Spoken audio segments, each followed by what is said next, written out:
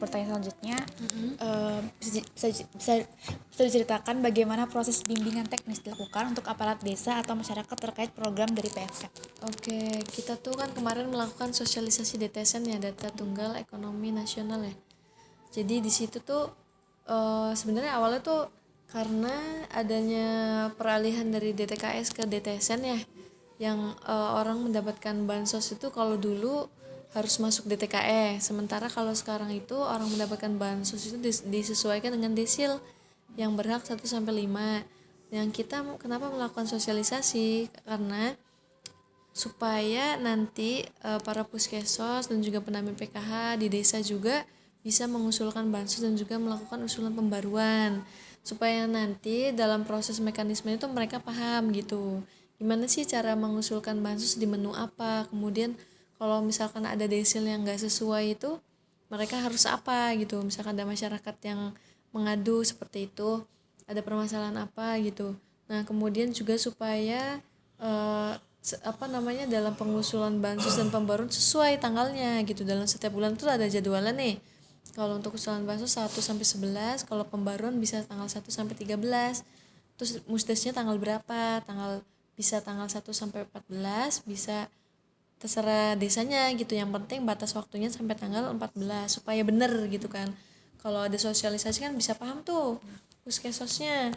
Dan juga peran antara puskesos PKH tuh penting karena mereka itu saling keterkaitan, gak bisa jalan sendiri seperti itu, nanti ada tugasnya masing-masing seperti itu sih sosialisasinya.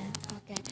Selanjutnya, program apa saja yang saat ini berjalan dalam rangka pemberdayaan sosial di Kabupaten? Kalau untuk pemberdayaan sosial di PFM ya, kita kan adanya Perjaka, perempuan penanggung jawab keluarga. Nanti rencananya itu kita di bulan Oktober pelaksanaan kegiatan, tapi sebelumnya itu kita sudah melakukan asesmen dan juga verifikasi data terkait calon penerimanya nih siapa aja gitu. Untuk datanya mungkin ada sekitar berapa ya Mbak Dian ya? Ada beberapa desa ya. Nah, saya cek dulu ya. Pokoknya penerimanya banyak. Yang kemarin juga ada nih. Farhan. Ya ada beberapa, inilah nanti datanya bisa dicek lagi ya. Tapi yang pasti nanti bulan Oktober kita insya Allah pelaksanaan kegiatannya gitu. Launching juga. Launching pertama kali di tahun ini 2025 pelaksanaan kegiatan Perjaka. Oke.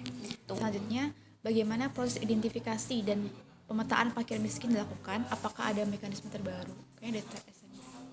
Ya kalau untuk pemetaannya yang paling terbaru DTSN sih sebenarnya, karena ini kan benar-benar baru banget ya, adanya desil untuk menentukan orang dapat bansos atau enggak gitu kan, otomatis mekanismenya sangat baru dan juga kan ini agak lama juga ya gitu, karena kan harus menunggu dari Kemensosnya juga. Nah sekarang kan penentuan desilnya kan dari BPS, sementara yang menentukan bansos itu kan dari Kemensos. Nah tugasnya Dinsos melakukan verifikasi dan sosialisasi ke desa-desa. Nanti ada banyak tuh ininya tupoksinya masing-masing, nanti biar bisa lancar dalam melakukan pendataannya seperti itu. Selanjutnya, apakah ada program khusus untuk pemberdayaan ekonomi masyarakat, misalnya pelatihan kerja atau bantuan usaha kecil? Kalau pelatihan itu tadi yang perjaka itu kan jadi kita itu melakukan pelatihan keterampilan atau pemberdayaan ya. Kalau kemarin dari banyaknya asesmen tuh orang KPM-nya kebanyakan maunya tuh olahan makanan.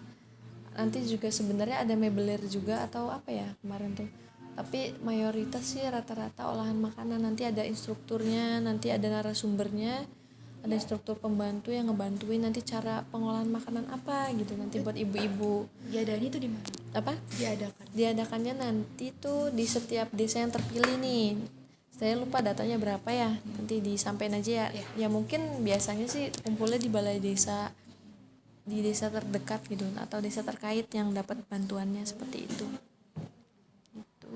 Kemudian, apa hasil atau capaian yang sudah terlihat dari program PFM di Kabupaten Cirebon sejauh ini? Kalau untuk